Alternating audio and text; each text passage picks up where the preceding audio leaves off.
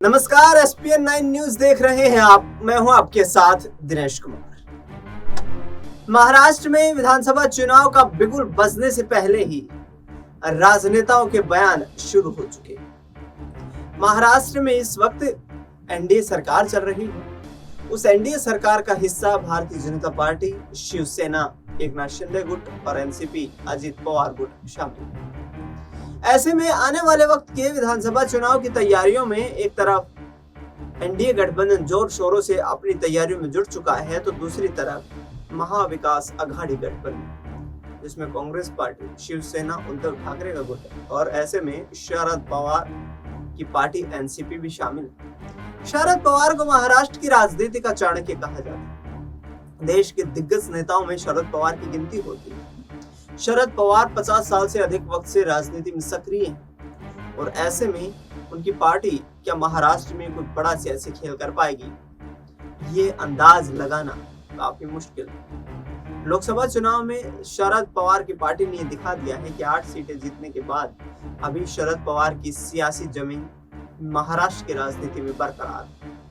आपको बता दें कि जिस वक्त 1 जुलाई 2023 को शिवसेना में 2 गुट बन गए थे, जिसमें एक गुट में अजित पवार तमाम सहयोगी साथी विधायकों के साथ सरकार में शामिल हो गए थे, दूसरी तरफ शरद पवार मौजूद थे। दोनों की पार्टियों ने अलग अलग तरीके से महाराष्ट्र में विधानसभा का चुनाव लड़ा। महाराष्ट्र में शरद पवार गुट से पार्टी का नाम और निशान छिन गया था। नया नाम और निशान लेकर शरद पवार चुनावी मैदान में उतरे। लोकसभा चुनाव में 8 सीटें जीत दर्ज करने में उनकी पार्टी कामयाब हुई और उसी आधार पर अब यहाँ पर महाराष्ट्र की राजनीति में फिर से एक बार शरद पवार अपनी सियासी मौजूदगी दर्ज कराने के लिए बेताब दिखाई दे रही है।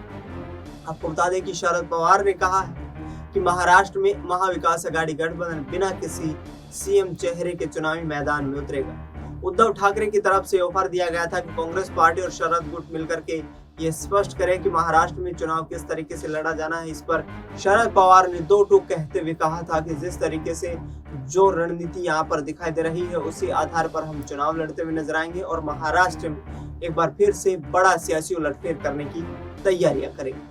यानी कि जिस तरीके से अजित पवार की भूमिका को लेकर भी बीजेपी यहाँ पर सस्पेंस में दिखाई दे रही है, दूसरी तरफ मजबूती के साथ चुनाव लड़ने का यहाँ ऐलान शरद पवार महाविकास अघाड़ी गठबंधन की तरफ से कर दिया गया है। इस बात के संकेत देता है कि आगामी वक्त कोई अच्छा खासा यहाँ पर सियासी परिवर्तन महाराष्ट्र की राजनीति में लेकर आ सकता है। दर्शकों, जिस तरीके का माहौल दिखाई दे रहा है उसको देखते हुए शरद पवार के भतीजे अजित पवार एक बार फिर से यहाँ अपने चाचा शरद पवार की शरण में आ सकते हैं, क्योंकि बीजेपी उनकी भूमिका को लेकर सस्पेंस में है। आरएसएस की तरफ से दबाव है कि अजित पवार गुट को यहाँ एनडीए गठबंधन में शामिल नहीं रखा जा सकता। ऐसे में अजित पवार क्या जो बागी 40 विधायक थे उनको लेकर गए थे, वहां एक बार फिर से बगावत करते हुए नजर आएंगे और यदि ऐसा हुआ तो महाराष्ट्र में एनडीए को बड़ा झटका लगता हुआ नजर आएगा। फिलहाल इस खबर में इतना ही।